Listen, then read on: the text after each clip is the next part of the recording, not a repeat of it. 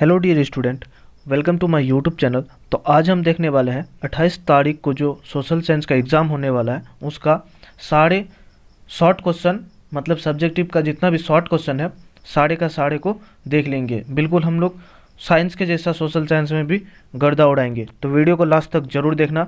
और आप लोग यार सब्सक्राइब नहीं करते हो तो प्लीज़ चैनल को सब्सक्राइब करके बेल आइकन के बटन को दबा देना, ताकि हमारा आने वाला वीडियो का नोटिफिकेशन सबसे पहले आप तक पहुँचे।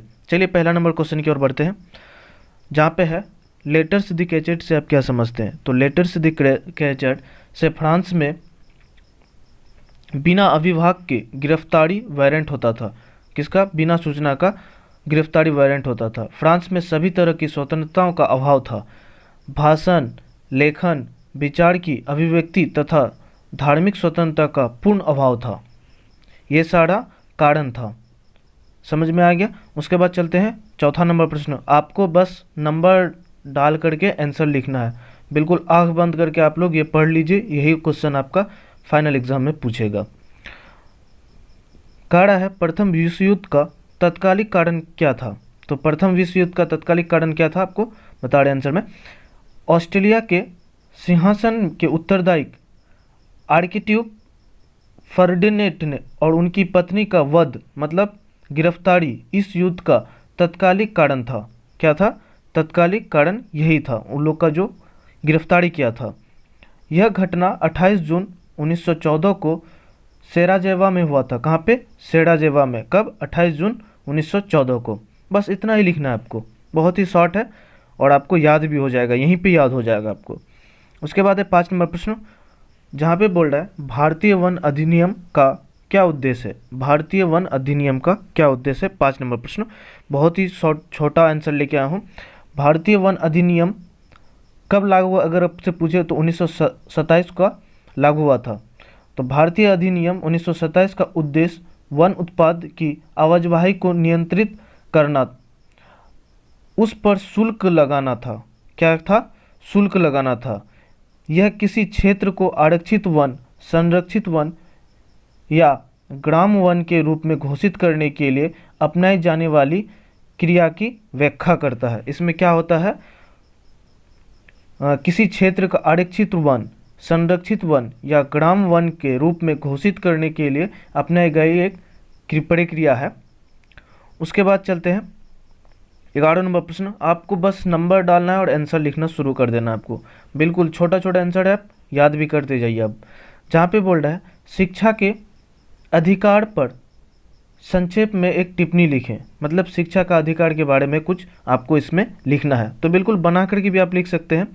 इसमें है मौलिक अधिकार के रूप में 6 से 14 वर्ष के आयु समूह के में सभी बच्चों को मुक्त और अनिवार्य शिक्षा का प्रावधान करता है।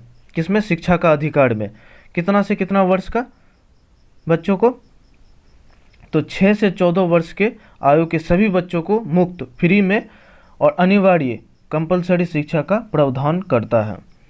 उसके बाद चलते हैं 12 नंबर प्रश्न, जहाँ पे बोल रहा है नीति निर्देशक तत्व से आप क्या समझते हैं या अभिप्राय क्या है। तो देखिए इसका आंसर बहुत ही छोटा है, जहाँ पे बोल रहा है राज्य के नीति निर्देशक तत्व का उद्देश्य जनता के कल्याण को प्रोत्साहित करने वाली सामाजिक व्यवस्था का निर्माण करना। किसका? सामाजिक व्यवस्था का निर्माण करना। बहुत ही छोटा है, आपको यहीं पे याद हो जाएगा।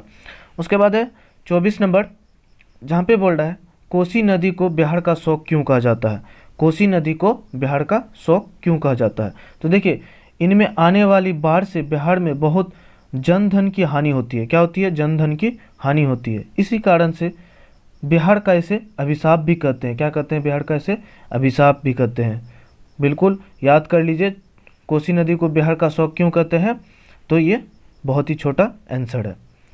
और आप लोग अगर इसका पीडीएफ चाहते हैं तो इसका पीडीएफ आपको हमारे टेलीग्राम पर मिल जाएगा, उसका लिंक आपको डिस्क्रिप्शन पर दे दिया गया, वहाँ से आप बिल्कुल ज्वाइन करके आप पीडीएफ ले सकते हैं। उसके बाद लॉन्ग क्वेश्चन का आंसर भी आपको वहीं पे दे दिया गया है, ऑब्जेक्टिव भी आपको सारे का सारा वहीं पे करवा दिया गया है। तो जुड़ना बिल्कुल ना भूलें, बिल्कुल फ़ायदा उठाइए आप लोग फ्री का। उसके बाद है 25 नंबर, जहाँ पे बोल रहा है भारत में पाए जाने वाले कुछ संकटग्रस्त पशुओं के नाम लिखिए। संकटग्रस्त ग्रस्त, जो कि मानव के लिए हानिकारक या संकट है वो। तो ये देखिए, इनमें ग्रेट साइबेरियन क्रोन, सफ़ेद पीठ वाली गीद, लाल सिर वाला गीद, जंगली उल्लू, सफ़ेद पेट वाला बगुला आदि है। इनमें से कुछ का भी नाम लिख कर देना है आपको, बस इसका आंसर थोड़ा बना करके बिल्कुल लिख देना है। 25 नंबर का बहुत ही छोटा है, इतना का नाम याद रखना है, या नहीं तो 2-4 का याद रखना है, बाकी अब बना करके थोड़ा लिख देना है आपको। उसके बाद है 26 नंबर, जहाँ पे बोल रहा है हिमालय की 3 समांतर श्रेणियों के नाम बताए। हिमालय के 3 समांतर श्रेणियों के नाम क्या क्या है? तो हिमालय के 3 समांतर श्रेणी निम्नलिखित है, महान हिमालय, मध्य हिमालय, शिवालिक। ये तीनों याद रखना है आपको, बहुत ही छोटा है, बाकी आपको याद रखना है। उसके बाद चलते हैं 30 नंबर, जहाँ पे बोल रहा है रेडिएशन के प्रतिकूल प्रभाव का उल्लेख करें। किसका? रेडिएशन। क्या पूछ रहा है 30 नंबर पे? रेडिएशन के प्रतिकूल प्रभाव का उल्लेख करें। तो देखिए, रेडिएशन से मानव जनित ही नहीं बल्कि अन्य जीव को भी हानि होती है। रेडिएशन से लाखों लोगों को कैंसर, चर्म रोग और सांस से संबंधित बीमारी हो जाती है। इन रोगों का असर अस्थायी तौर पर कई वर्ष तक रहता है, बहुत दिन तक इसका प्रभाव रहता है। जो ये बीमारी जो होता है रेडिएशन के कारण से, तो उसका कई वर्ष तक इसका प्रभाव रहता है। बिल्कुल 30 नंबर में इसी तरह आपको लिख देना है। उसके बाद 31 नंबर, जहाँ पे बोल रहा है अम्लीय वर्षा से आप क्या समझते हैं? तो देखिए, अम्लीय वर्षा से आप क्या समझते हैं, तो कैसे लिखना है आंसर? इसका कारण यह है कि पृथ्वी के वायुमंडल में सल्फर डाइऑक्साइड और नाइट्रोजन ऑक्साइड जल के साथ क्रिया करके नाइट्रिक अम्ल और गंधक का तेजाब बनाता है और इससे अम्लीय वर्षा होता है। अम्लीय वर्षा मानव को बहुत ही नुकसान पहुंचाता है।